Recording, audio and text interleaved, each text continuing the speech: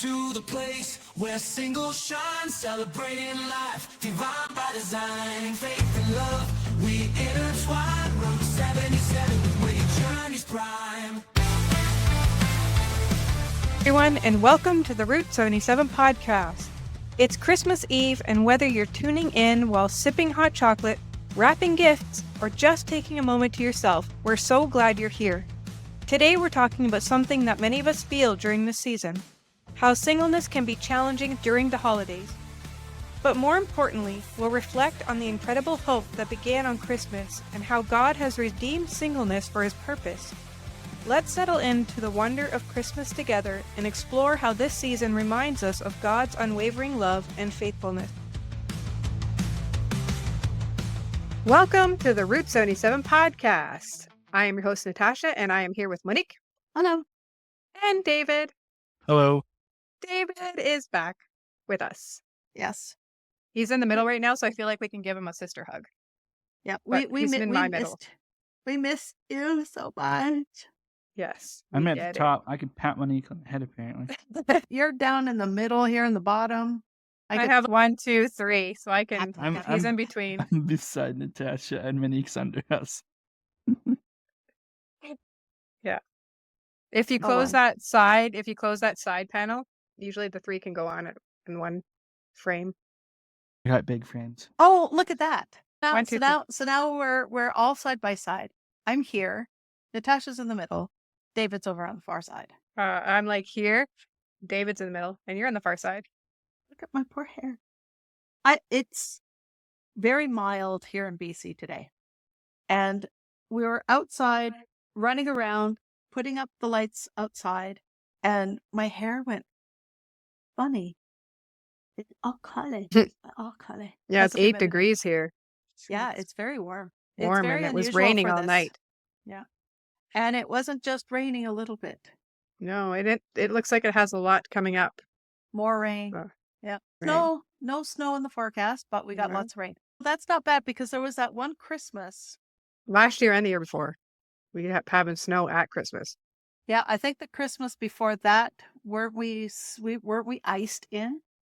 That was last Christmas where I couldn't get out, but it was mild. I couldn't get out to go to do the chores. Oh, I think that was last Christmas. Pretty sure that was last we Christmas. get all our snow in January now. It varies here. I always tell people we get 2 weeks of winter. It just varies when we get it.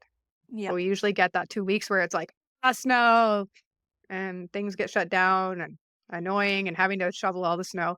And it wreaks havoc outside our house because we have a bit of a hill and it's one of those kind of roads where it's an emergency route.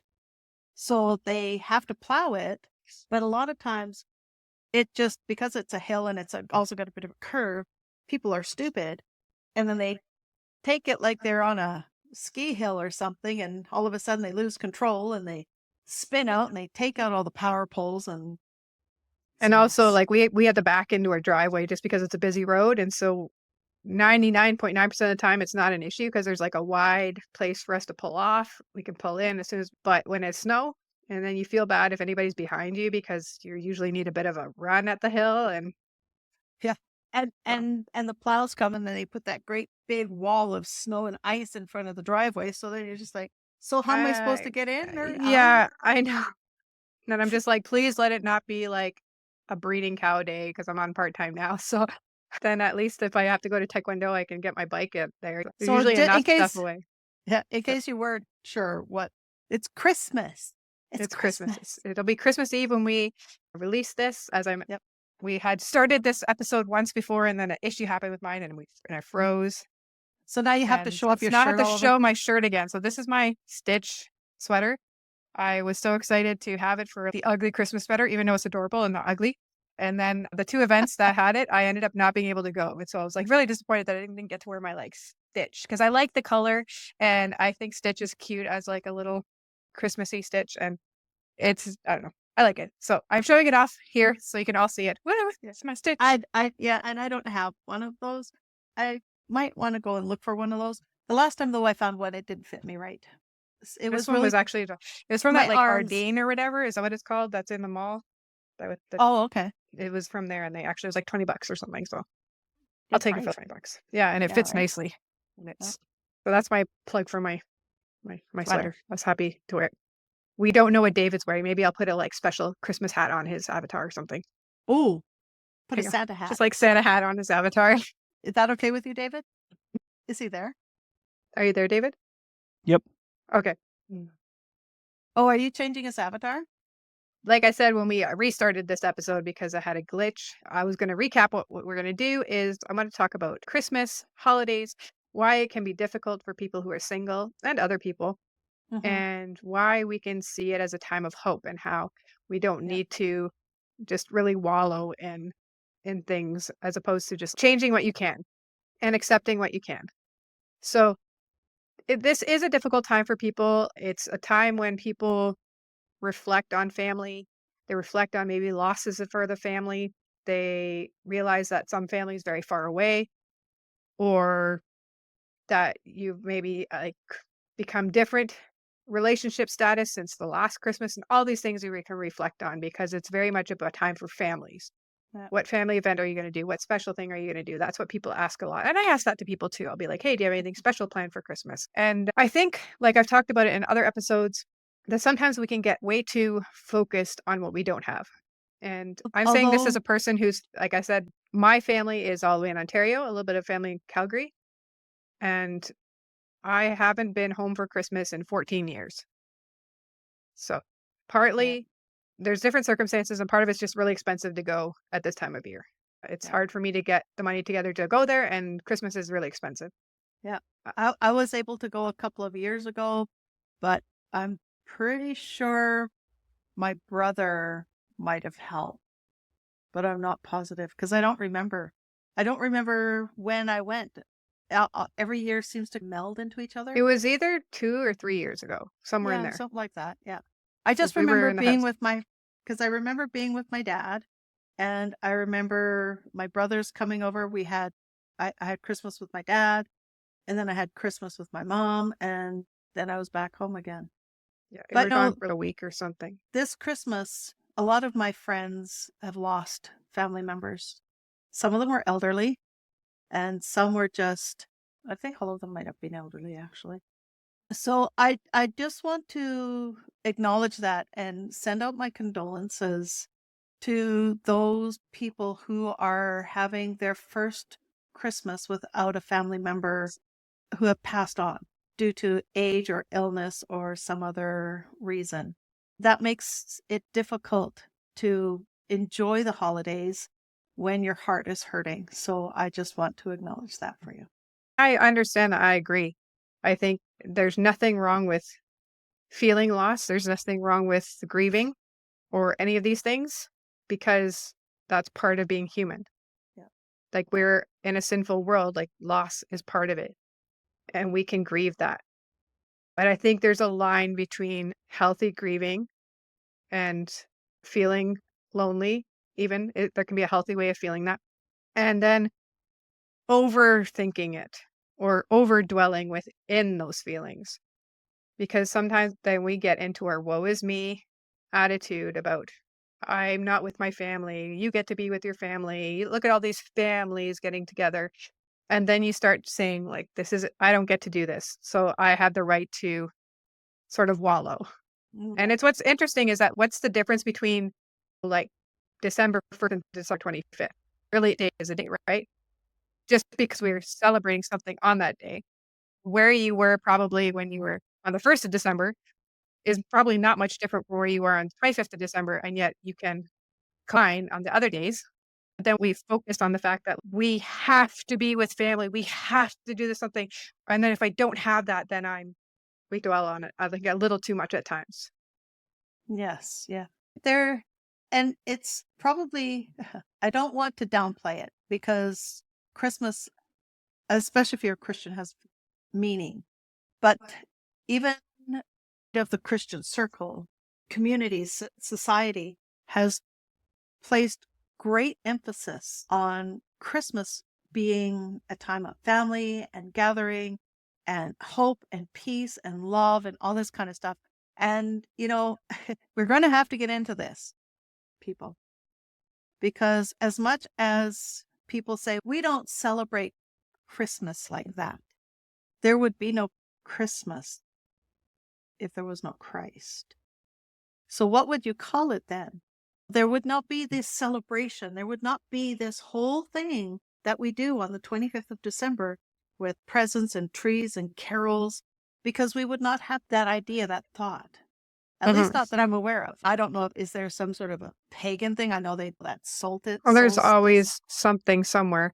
And I think people are drawn to celebrations anyway of events, of important historical events or religious events, or like we see it all the time. We just had the Indian one. Slipped my mind, sorry. Yeah, Diwali. That's it, Diwali. And yeah, that was because I couldn't get it. Well, And you can see that was important. Yeah. Diwali is a celebration of lights. Yeah. So that just makes me go, so you're having a celebration of lights. That's interesting. Because Christ is the light of the world. So you're celebrating lights. Any celebration, you're just gonna find something that You're right. partially relates to Christ. And everything is Everything. It's all about Jesus. It's all subliminally. It's all subconsciously. Well, and a lot of these cultures, because they don't want to acknowledge Christ, they don't want to acknowledge the birth of Jesus, they don't want to have anything to do with that, but they want to have the celebration. We're going to make our own celebration. We're going to make it this, and we're going to call it this. I know many of the people who don't claim Christian belief but have other religious beliefs will still do the Christian celebration and put up trees and celebrate with presents and lights and decorations and stuff. And I'm just like, oh, yeah. And then just because they enjoy the idea of it, and I think because there's a very big family oriented thing, and enjoy and basically celebrating love and family, which is like a good thing. yeah. And I think we let people celebrate how and when they want to celebrate it. Because I know for a lot of Korean people, while there's probably a lot of Korean people who love Christmas and celebrate it, it's not actually one of their important celebrations. No. It's their Korean Thanksgiving is actually more important to them as a culture, which is in, I think, September, but I could be wrong about that. But that one is like super important. But then Christmas gets less celebrated in the sense of like how much we'll celebrate it from our culture. Right. Of we're North American culture. We're definitely a lot more into it. Yeah, and I'm not saying like there's less Christians in Korea. There's actually quite a few Christians in Korea. It's quite not popular. I want to say popular. Like it's about half and half, isn't it? Yeah, it's a lot of Christians, and so it's just because cultures develop differently, and and this kind of, I guess, the church calendar came out of the Catholic Church or in the original church before there was the split and from the Protestants to Catholics. So there's like from Rome and Italy, so it's more like that, where they had purpose behind each one of the things that they celebrated, and they chose to celebrate in the church calendar. And so that sort of developed out. But if you don't have that sort of historical basis for celebrating these things, and so perhaps then while they can be important, like they aren't as like the biggest celebration in each culture. And it just like Halloween, where everybody celebrates with scary costumes and darkness, when it's actually All Hallows Eve. They've just changed the name. And I think they sort of brought in a lot of different cultures to that as well.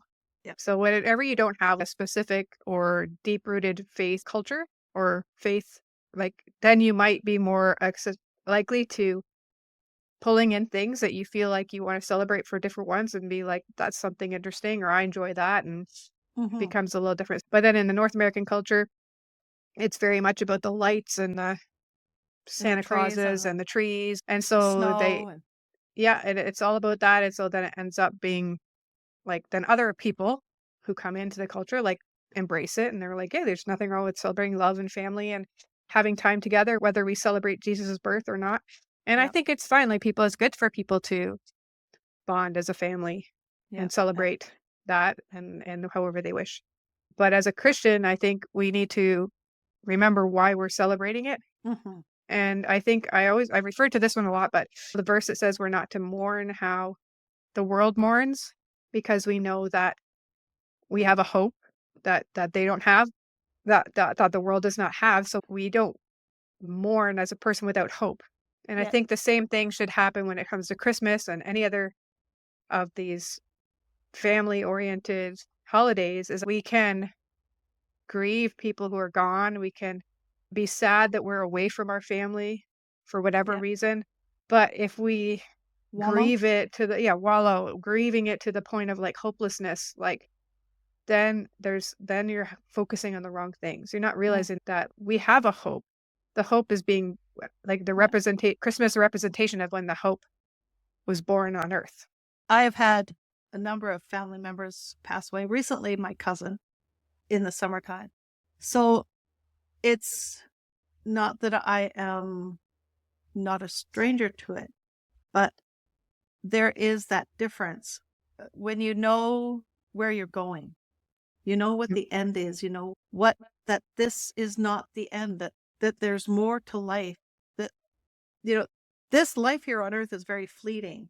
And if you have that faith base, if you have that belief that, you know, Jesus is the Son of God, born as a person, 100% God, 100% man, died on the cross for our sins, resurrected on the third day, now ascended to heaven, will come again. These kind of core beliefs, that grieving, and I can't say that I know that my family members, if they were believers or not. Sorry, they're growling at each other. But I have to believe that God knows their heart. I don't. Yeah. So I'm sad that they're no longer with us. You miss them. But I also know that I can't, life is what it is. Life is short. I'm facing my dad, who's, you know, getting on in years. He's got Alzheimer's. Don't know how long he's going to be with us for. My brain tumor is growing again. This might require her to have another brain surgery. I don't know how long she will be with me for. I don't know how long I'm going to be with me for. I had a pastor. Well, you know, I had a pastor who said, "One heart, heaven," and that's true. We don't have that says when we're all going to, what our last day is. I have a coworker who lost her mom over the summer. She's now an orphan because both of her parents are gone. And she was grieving a couple of days ago over that her mom wasn't going to be with them for Christmas, and going over all the memories. Remember those happy memories that you had. And I hugged her and I said, everybody grieves differently, and it's okay to cry. The first year, and I told her that too, the first year is all the firsts. They're all going to be the firsts. But you do move on eventually. If you are healthy minded, that doesn't say that you won't have moments where you won't grieve or moments where you won't miss that person, but life goes on. And sometimes the tragic thing as a human being is like, it's not fair. Life should not be going on. It should end like everything else. And there's the sun shining. Just almost like it's mocking your grief. Yeah, because you don't understand how people can just go about their day when you're going through some of the stuff that you go through. I remember that. Yeah. When I split up with my ex, you're just sitting there, or when he wanted to break up before everything, when I was trying to make sense out of life, you're sitting there like, here I am trying to work and go to work and everything, like everything's normal. But it's my life far is from not. normal. So how is this? I was like trying to everybody's just wandering around doing their thing. And it's like, how are they not just like realizing there's so much pain? That I'm suffering, I'm struggling here. You should be sad and mourning for me. We're so selfish that way, aren't we? It's all about me. I'm a narcissist today because I'm sad. Well, Yeah. how do you think God feels? Hmm. He spent eternity. Yeah.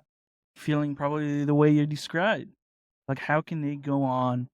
Effectively, he's just devastated, and how can I go on, or whatever, that we just keep turning away from him. Coming, right? And then he's like, no wonder you grieve.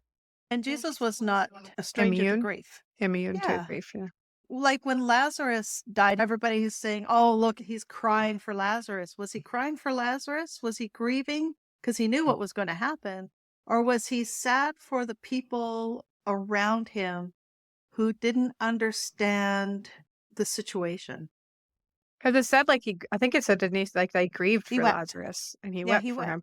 Yeah, And it was Jesus like wept. always interesting, yeah, because you're like, how did he like weep knowing That he was going to that he raise him would from the rise? dead. And but also knowing that even if he didn't, that he would be in heaven.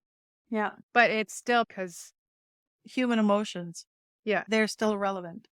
And They you're still also not matter. There's empathetic to those around you too, right? Right. there's Yeah. also the moment where Jesus probably realized that he wasn't with Lazarus in his last moments on earth. And that's probably where the grief came from. Is Or that even though I have the power to resurrect him, in his last moments that he was on earth, I was out doing God's work. I was out, and even though he knew that was far greater, it still hurt to not be there while Lazarus was, in a way, and, passing away. and I had a different thought that just crept into through the thing here. Because when he first arrived on the scene, he was first Mary and Martha. Lord, why weren't you here? If you'd have been here, he would not have died. And the pain and sorrow on their faces, he was probably the most empathetic person on the planet who feels our grief. And that feeling, because he could see it in their faces and he could feel it coming off of them, their grief of losing their brother, that probably caused him, and he wept. And that just tells me that he's not immune to our sadness. He's not immune to our grief. He recognizes it, and what's the word I'm looking for? He enters into our grief. He's a part of it. He feels it just like we do. And this is where he goes, and he cries with us. And so you don't have to feel like you're grieving all by yourself. Even in this season where, everybody is happy and the lights and everything is bright and shiny, and you're not feeling that. Yeah. And that's why I say like it's okay to have these feelings of grief. Yep. And especially like when you're going through the firsts. One of the first things my sister-in-law did when she found out that I had separated from my ex, and this was only about a month, maybe like a month and a half before Christmas, she said, "Do you want me to send your brother out for Christmas?" That was her first response, so that I wouldn't be alone on Christmas. And I said, and they had 6 kids at that time, so that's a lot of that's a big sacrifice to do, to say to them, your dad will not be here on Christmas Day because your aunt needs him. And I said yes, and he came out. But your nieces and nephews are they're I've met They're them. awesome. They're They are awesome. awesome. And they were probably like, yes, Auntie needs Dad. And we understand that. And we have Dad all the time. Yeah, Dad needs to go and spend it with Auntie because she needs him. Yeah, And I think it was that's such an amazing that your family has raised these kids like that. yeah, and even like my sister-in-law was just like that was her first response. This Yeah. will be so it was, I think maybe 6 weeks, 8 weeks. I wouldn't think it was just 8 weeks, maybe 6 weeks before Christmas, something like that, month and a half. And so they made those arrangements like very quick, and he came out on Christmas Day and was there for 4 days just to be with me through it. And it was like good because it helped me out when this was before we were living in the same house and I was on my own. And I was going through a lot of emotional trauma and the stuff. We were friends, but we weren't really close friends because not we yet. hadn't had the experience of Korea or wait. anything. No, we must have 2019. We must Did have, we? but we didn't build on it yet. We hadn't quite built on it yet. Yeah. Yeah, because after he left you, and then your landlord started to Make issues with the pets, even though they were fine to begin with. and I'm pretty sure it had nothing to do with the pets. He wanted you to move out because he wanted the house for somebody else. Is what I was thinking. And then you couldn't find a place to live, and then I just went, "Why don't we buy a house?" And I'm just like, Problem solved. "Who said that? Did I just say that? Why did I say that?" Because I remember I was like, hey, because we had mentioned it passing, about buying a house, and I was like, "Oh, let's maybe." And then I mentioned too, and at that time you were in. I think it was August, and you were with your family I in was in Calgary, and Calgary. you're like, Yeah. "I'll tell you. We'll talk about when we get back." And it was like the longest week I ever had in my life because I was just like, because I'm trying to find a place, and I didn't know if we were gonna do a thing or not, and it was just like, I was like, "This Yeah. is the longest week ever." You That had that no idea. You're just doing your thing with your family. I'm just like, "This is." Yeah, how tough this is to wait. You know what they say, or you know what Isaiah says, they that wait upon the Lord. So yeah, like it developed into this, and then by the next Christmas we were in the house. Yeah. So it was. And we haven't looked back since. Even with the financial struggles, with the job changes, and when having to start incorporating having a renter to help with the taxes and stuff like that, it's still don't regrets. Yeah. It's been awesome. And that's, I think people need to step back from the idea because a lot of times, because there's so much things about family and kids that then single people are like, I don't have a spouse and I don't have kids. And then they start to land on that for too long, Yep. to wallow in it. And instead of saying, hey, what can I do about this? Yep. And not everybody can buy a house with their best friend. Nope. It's not going to happen. But maybe just changing the idea in your head that romantic relationship is what you need and Yep. like Because I break out of lived that box. yeah. Yeah. Because I lived on my own for a lot of years, like a lot of years. And I had my condo, bought it in 2006. We didn't buy this until 2020. Mm. So I bought the condo in, I think it was 2006. And I lived there by myself, 2 bedroom. I was quite content. I felt safe. I had my space. It took me a little bit to get used to that I was on my own, but I lived by my own rules, which Mhm. is And especially when you've been in an abusive relationship, that's amazing. yeah. I went out for dinner. I took myself out for dinner. I went out to movies by myself. I had it was probably one of the best times I ever had rediscovering myself because I had really lost myself a lot because of him. Yeah. Mm. Same with me. And like that's like I've mentioned to Monique over the years and even today about just how much change from what my ex would do or the things he would expect. Yeah, And the first 6 months was very challenging in that respect because you would say something and okay, Stephen would usually do this, where I said that. You just went, oh, okay. And you're just like, yeah. wait, what? And so you're used to like having to walk on eggshells and like think about all the ramifications of everything that you ever say or do or touch or think or Yeah. feel. And then you can be like all of a sudden you're in a safe place Yeah. doing these things. So it took. And the things that we laugh at is, comical. Yes. Yeah. Yes. Like So when I take a cup out of the cupboard to make a cup of tea, I walk away, I come back, my cup is gone. Just put it in the dishwasher. It was already clean. it was unclaimed at that moment. I can't help unclaimed merchandise that's sitting around on the counters. That always makes me laugh. It's funny. It's like, There's oh, this now I gotta. Foxtrot comic. I haven't even been able to find it, but it's like where the husband like comes out with a sandwich and then realizes he forgot the drink, so he goes and then the wife comes and takes the sandwich away because he thought he left it, and then he comes back with the drink and there's no sandwich, so he goes to try to find the sandwich and then the drink is gone when he comes back. She gets That's too funny. so We yeah. should get back to what our podcast is because we digressed into pretty sad territory. So why But don't I think it we? was part of it was just saying as we're stepping out, step out of that mindset that you need a romantic relationship or a parental relationship in order to feel complete or happy. Because that's what we don't have kids to do all the kid things with, or we don't have the family. We go to the family dinner as the single person, and then we see all of the married people and their kids, and all that we do is we dwell on what we don't have.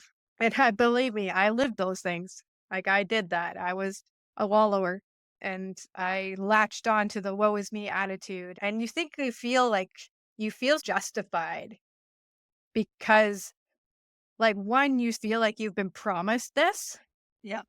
especially by the church, that you're going to be getting these things. And then you're like, I didn't get these things. I should feel like bad or like that I have been unjustly punished in this life or something. I think it's acceptable because these are things that are good to want. So when you don't get what's good to want, then you should be like, I have the right to be a victim and be like, woe is me. I do not have a husband or children. Instead of just actually embracing the fact that you're in that family. If you're with your family, that's awesome. Embrace being an aunt or a cousin or whatever it is with the kids. Embrace being sibling or whatever the relationships that you have in that moment. Embrace it. Like you could have none of them. Yeah. And One of the things that I remember doing when I was living in the condo by myself, especially when Christmas came around, is there were times when I literally had to force myself to decorate the house for Christmas. Even though I was all by myself and I didn't have to, it was something that I felt was necessary to do. So I would make myself put up a tree, put up the lights, decorate as much as I could in the space that I had. And I had my daughter, so I still had to buy presents for her, but she never came to me for Christmas. I always went to her for Christmas. And it wasn't that anybody was going to see it. I thoroughly believed that by doing that, I was doing something for myself outside of the normal everyday life. And it was something to latch onto as a hope. I think there was one year where I was really depressed. I didn't want to do any of that kind of stuff. And I think I actually got sick that Christmas as well. So it's important. Do you guys, have you guys decorated your place, David? We don't decorate our place. Ooh, you don't decorate? We're in a condo. There's not much to decorate. your Still put up a balcony. tree. No. 3 No, cats. 3 cats. That's the closest thing to we have a decoration is the fireplace gets a turn on, but we turn it on. And there's like a warm fireplacey feeling that feels like Christmas. Put a card up at. Oh, we got a Christmas card and another one. There we go. Christmas. Yeah, no. Anything visually that I just don't bother with. Do you at least play Christmas carols? Maybe I'll listen to a couple of them on Spotify, but not out loud kind of thing. But you spend time with your family. Oh yeah, for sure. And that's why I said you have embraced your uncleness to enjoy being an uncle, not mourning the fact that you aren't a father Why would I mourn? because you're That- not a father. And that's what some people do. They mourn that they're not a parent because their siblings are or their family members are, and they're not. And so that's what I mean. That's what I think. I think you have not done that. Do you see the grin on his face? I think that's the grin that says, I am so happy I'm not a dad. That is an understatement. I've seen my brother, how tired he is, how Michaela's so tired. I just don't like- want that. I'm good. I'm already tired enough. I got 2 to 3 cats. They're enough to deal with. Yeah. And I think that's like what we sometimes can forget that there's other relationships. And it doesn't have to be like blood family. No. There's spiritual family. Yep. And friendship and so many other ways to embrace. And that's why I think that God has redeemed singleness in the fact that that as Christians we're called to so many other relationships. We're called as people, I think, humankind to other relationships, but we shouldn't be focusing on them as like the only soul that one's better than the other or that you need to experience one specifically in order to be complete instead of actually embracing what's in your life and the hope that you have in Christ. Because that is the only relationship that will make you complete. And we really want to talk about this Christmas thing. I mentioned it yesterday to you about the birth. As a mom, it weirds me out. It's one of those kind of things, if you don't think about it and it hurts your brain, this hurts my brain. It does. The Christmas story hurts my brain a lot because you have to think about it.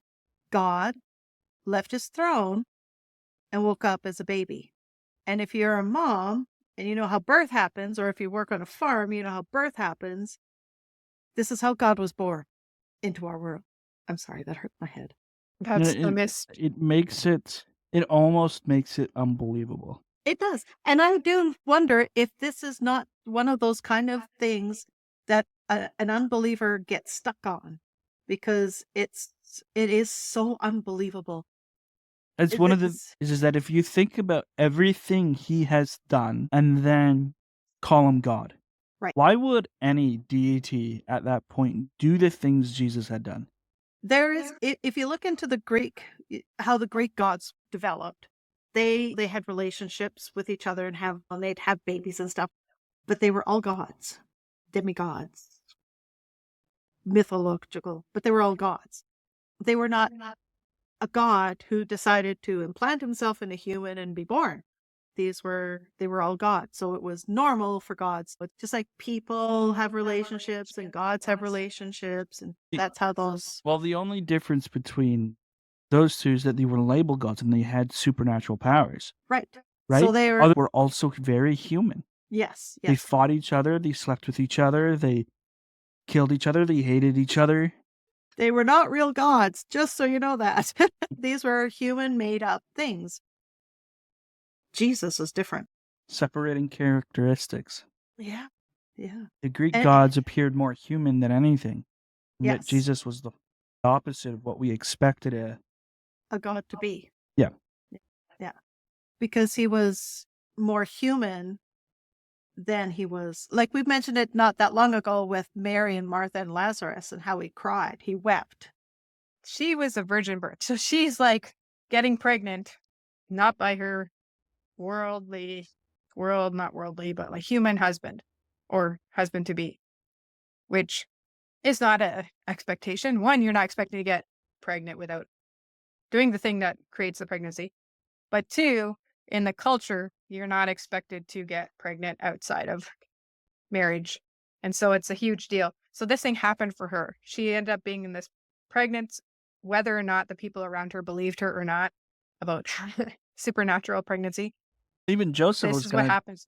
to divorce her. Yeah. Yeah. Until the angel came to him in a dream and told him that he wasn't supposed to do that. Yeah. And so this happened and she had to deal with it. And eventually Joseph helped her and did go alongside her. But that's something that wasn't expected culturally. No. So she lived this countercultural life at this time. And I think that's too what we see as a single person. We're constantly bombarded with the fact that we're expected to be in a relationship. Mm. It is whoever it's with, we're expected to be in a romantic relationship, and from the society and from the church as well. And so when we push back and we actually say, no, we are actually living counterculturally. Mm-hmm. We're living a life that God has called us to live in the moment that we're in. And that is as a single person, whether we have children or not, whether we're in a romantic relationship or not. Like we're choosing to live in the moment that Christ has called us to. And just like God walked alongside Mary and went by and told Joseph to marry her and she's not being unfaithful and things like that, God walked alongside them. And that wouldn't have been easy. Everybody's not going to be like, oh, okay, virgin birth, I'll accept that. Like, how many people do you think that would have been like, sure, okay then? Yeah. Like, they probably thought Joseph either had done something or he was just being cuckolded, that he was like being silly to raise another man's child, basically. And yet God walked through them through that. Yeah. Having to say, no, the angel actually came and told me that this is God's child, not anybody else's. And they're all like, so you had two, did you? Nowadays, we would all go, oh, so you had IVF Or something. Yeah. or something. Yeah. There needs to be a second part somewhere. Yeah. It wouldn't fly so easily nowadays. That's why it was the perfect time then, not now. Yeah. There's too many. But it still hurts my brain. It does. But God walked alongside them in that moment, and he's going to walk alongside us as single people. And all the people who are married. He's walking alongside those who are his children. And we don't have to sit there and go, oh, I'm not married. Oh, I don't have kids. Instead, And you can walk and like wanna head know high. The funny thing with that too, with that saying, where you've got the single person saying, I don't have anybody, I don't have any kids. There are people who do have all that kind of stuff who sit there and go, I cannot wait till those kids go back to school. Driving me crazy. I just don't want to be here. There's just so much, because Christmas time is very stressful for a lot of people. And nowadays it's even worse because our world is so expensive. Part of it was looking beyond the circumstances of where you're at as a single person. And one of the things that I faced as a single person was not having anywhere to go. And I think that's where that one time of depression happened with me, where I struggled even to put up a Christmas tree because I wasn't doing anything. I wasn't going anywhere. Yeah, I'd go see my daughter, but that was it. And for the rest of it, I was by myself. There were times where I would be invited to other families. They would come join our family. You'd be part of our family and come and join our. And they were somewhat a little bit, because I was not a family member in a whole big group of family, but I also knew them well enough that for the most part it was okay. I think I stopped that a few years into, just before I started Taekwondo and stuff, where I actually wasn't going to anybody's place. I would make my own Christmas dinner and do my own Christmas thing. And I was quite fine with that. I didn't have that awkwardness of being the token single person gathering. Yeah. So, you have to look beyond your circumstances. You're a single person.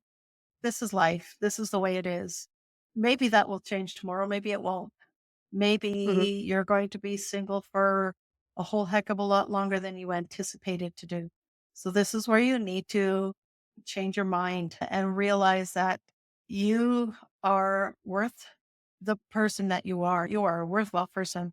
God gives you worth, if nothing else. And you need to think about what you can do for yourself during this time, and that you don't have to lament that you're doing it by yourself. Buy a gift for yourself. I had to do that. I didn't have people buy a gift for me. I had to buy a gift for myself. And I think Natasha froze again. Looks like Oh, no. she's sleeping. I know. Am I that boring? She's sleeping. What the heck? Let me finish. Keep talking. I'll just I will keep sleep over talking. here. You will just sleep over there. I'm meditating a lot about what you're saying. Meditating a lot about what I'm saying. Like, I would buy myself a gift that I wanted for myself that meant something for me. I think I bought myself jewelry one year. Why not? I didn't need somebody to buy it for me. I'll buy it for myself. I work hard.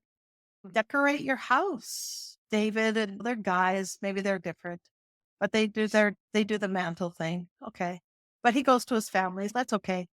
Even if you just get this teeny tiny itty bitty little tree that's maybe about this big, and you put it on a table and it's got little lights, and that's all good too. Yeah, Just but then the cats will knock it over and run around the house with it.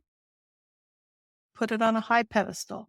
My cats played with like, I always put the big 6-foot tree, and I would decorate the whole big 6-foot tree, and I would leave the bottom branches bare. That way the cats wouldn't be interested in the baubles and the twinkly stuff. So Mm. there you go. Yeah, like pulling yourself out of that idea of just being so focused on what you don't have. Yeah. Instead of focusing on what you do have. You do have a lot of other things in your life that you probably don't realize. Yeah. Like friendships and connections and church family and family that's across the country that you can phone. Yep. Or whatever. And then actually just embrace where you are. Yep. Embrace what it is. And you have Christ that's with you alongside you the entire time. So really just, I can't really emphasize more the fact that you need to embrace where you are. Yeah. And what God's calling you in this moment. He didn't forget you. He didn't like, oh, darn, I forgot to find Natasha a husband. Oh, too late. Too bad. So sad. No kids for her. I didn't mean that. But he's not surprised where we are. No. He knows where we are, what we need, what he wants us to do. And so like, instead of wallowing or focusing on what we don't have, instead focus on what we do have. Yep. And this year is going to be a great year for Christmas, because I got the whole week off, and we're going to have Christmas Day with Amber, and I'm going to drag Natasha with me, because it's no fun just to leave her at home just to sit and stare at her video games. No, you're going to come with me whether you like it or not. If our favorite Chinese food place is open, which I hope it is, we will order Chinese food and bring it with us. If not, we'll just have to come up with some other idea for food. And we're just going to have a few hours of time with Amber, and then we're going to come home and I got a little turkey roast and make that Yep. later on. Also make soup later on. I've got time. I got things I can do. Why not? Look for the things that you can be grateful for. Things that you can, even if you are single and you've got no other plans happening, do things for yourself. There are so many houses out there with so many beautiful lights. Go take a walk around your neighborhood or go for a drive and go and see some of these. And there are displays where you can actually go in and you can get hot chocolate and Christmas Day. Our church has our Christmas morning service at 10 o'clock.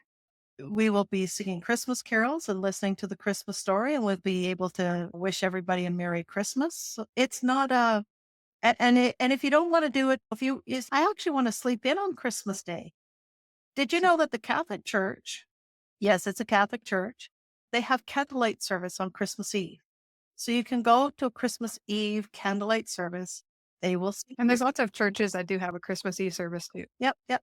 And they'll have carols, and they'll have some sort of a reading, and that's all ceremony, and you can get yourself all dressed up for that, or don't get dressed up for that. Go in your pajamas if that's what you feel like doing. There are things you can do to make this holiday feel a little bit more special. Do it for yourself because you're worth it. And just, go to the things that you can do. You can do the things that you can do. Like you are in charge of in your life. Mhm. Like you can't ask Santa for a husband and expect them under the Christmas tree. Santa baby. We can't. So we can't. That's not good. We can't just grab a person off the street and marry them. No. Okay. So there's only so much we can do in regards to finding a spouse or we can't force even yourself to have kids. You can even go through everything, fertility treatments, all this stuff, and you can still not have kids. Yep. Like all you can do is what you can do. I'm not suggesting you should go in Mm-mm. IVF and all this type of stuff. No. That's a whole other conversation. Yeah. But I Well, do no, want to no. have that conversation. But I'm just saying, there's only so much that you can do. Yeah. If you are, like I said, for trying to find a romantic relationship partner, do what you can do with yourself. Yep. Create Make missions. yourself, but also make yourself presentable in the sense of you don't have to not become someone who you're not. Like I'm not a makeup person, but you don't go out. I'm not going to go out in my barn clothes everywhere I go, like all stinky and looking horrible, like on everywhere I go. Yeah. Like you come home, you have a shower, you brush your hair, you put deodorant on, like all those type of things.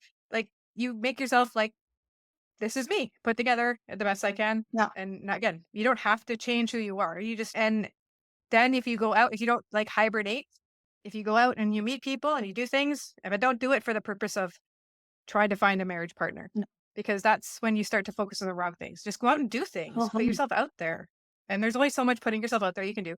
But I just mean go out and join Taekwondo or go find a hiking club or something that you like doing. Go and do it. Yeah. You can control that part. Yeah. Of meeting people in different ways and different ways without it being the focus. As soon as you make that the focus, then that's the same as like when you make it the focus when you go to your Christmas dinner. Yeah. I don't have this. Oh, woe is me. And there are things that are open on Christmas Day now. When I was a kid, there was nothing open. Nothing. Zip, zero, zilch. But that's not the case nowadays. Nowadays, there are things that are open.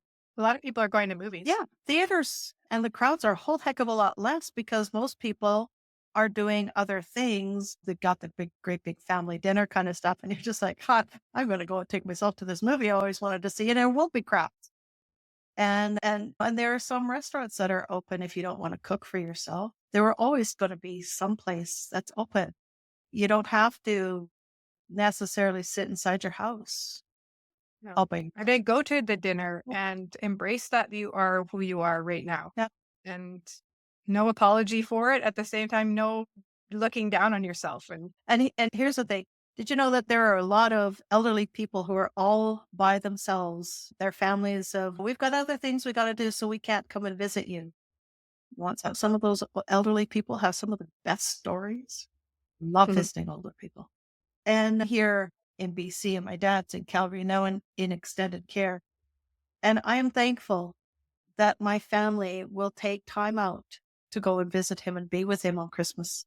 And he may not even realize because his Alzheimer's, he may realize, I'm not totally unsure of that, but I am pretty sure that he will not be spending it all by himself because there will be people there to visit him.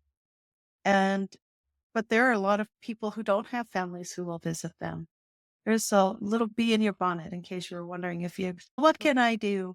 How can I make somebody else's life a little bit brighter? A lot of these care homes and stuff, I'm sure, would encourage people to come, Yeah. provided you're not sick. Yeah. Don't be stoked if you're sick. Exactly.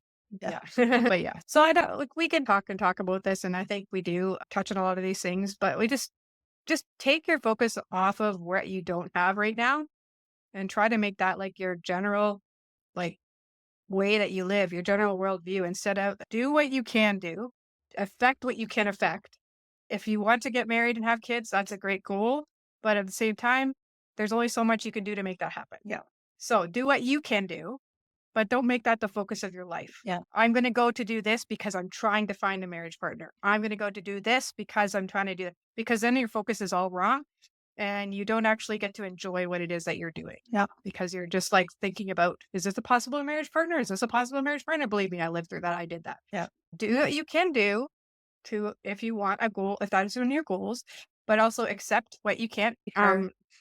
Yeah. And then just embrace where you are right now. God didn't make a mistake. He didn't forget to give you a spouse or children. He didn't like, oops, he fell through the cracks or I missed that prayer or any of those things. And instead, just actually embrace where you are, do what you can do, go celebrate Christ's birth and embrace all of those around you who are maybe they're not romantic relationships. They're every other relationship out there, friendship, family, aunt and uncles, cousins, Christian family members. Yeah. I'm pretty sure you All this. probably have friends who are also in the same situation where maybe they're not doing anything for Christmas. Have them over. Let's have Christmas together with our friends and not. Because you're not the only person that in the world that doesn't have family right here or isn't married or something. Like sometimes we think that. Yeah. We see everybody else and we're like, oh, everybody else. Yeah. I think that there was that one Christmas I unfortunately ended up having to take off because my daughter was in the hospital. This happens sometimes on a Christmas. Family member gets sick and you're having to take off. But the rest of you, like we had Carly and her boyfriend and I think her son was here too, wasn't he? And I made this great big Christmas dinner. Save me some. I've got to go to the hospital. Oh yeah, I yeah. remember that. Yeah. Yeah. And we ended up playing that escape room game, that take home version. And I got one of those for this year. Yep. For us to do. So Yeah. There you go. lots of things to do. And remember that the reason for the season is that Christ came as a baby. He denied his status as God, as a son of God up in heaven. And he came down on earth as a human and went through all of the things that he did here so that we may have eternal life and that we will reunite with those that we love that are believers in the future. Yeah. Well, there'll be big celebrations. Big celebrations. It'll be so much different when we have that final thing. When Christ comes again and the whole world changes, that will be something to see. Romans 15:13, should I? May the God of hope fill you with all joy and peace as you trust in him, so that you may overflow with hope by the power of the Holy Spirit. This is what Christmas is really about. It's the love of God, the hope of salvation and grace of God. That is the embodiment of what's all up into that one day. But we need to take it from that one day and we need to explode it around so that it's in all days, not just in one day. Imagine the effect you could have on people if they see that you aren't Like you are single and maybe you don't have children, and maybe even your family's not around, and yet you explode out the light of Christ and you show joy and excitement and happiness, not fake, true joy, true contentment, and how that might affect people around you who were also feeling lonely and rejected and left behind and all these things. Yeah. Like they all of a sudden realize that doesn't have to be their truth. No, exactly. So Yeah. We're all lights. David, any last words from you? Just I can't think of anything. Merry Yes. Christmas, maybe. Merry Christmas. Christmas to our listeners. Yep. And a happy New Year. Happy New Year. Yep. We should be here again probably the day before New Year's. Yep. Oh, So we'll be back to make our resolutions. ooh, it'll be a resolution. Will you be with us on that podcast, David? Say yes. Yes. He should be. He should be. Yeah, it should be. Yep. Should be. We'll make it work. We'll make it work. Yeah. Okay. Thank you for joining us. Hope you all have a wonderful Christmas or you did have a wonderful Christmas. Remember, whenever you listen to this, and that you just enjoy where God has you in the moment. Yeah. Embrace it and share the light of Christ Yeah. to those around you. And read that Christmas story and imagine what like back then with the angels singing and the shepherds and the wise men and the star, and just reflect on what really happened that night. Yep. Enjoy your Christmas season, and we'll see you all here next time. Merry Christmas, everybody. Merry Christmas.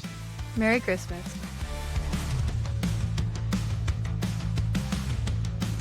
Thank you for spending part of your Christmas Eve with us here on the Route 77 podcast. As we celebrate the birth of Christ, remember that you are deeply loved and never alone. Whether this season feels full or quiet, God has a purpose for where you are, and His promises are good. Let's carry the joy and hope of Christmas into every part of our lives, not just today, but every day. Merry Christmas from all of us at Route 77, and may God bless you richly in the days ahead. Until next time, take care, and remember to live your single life to its fullest.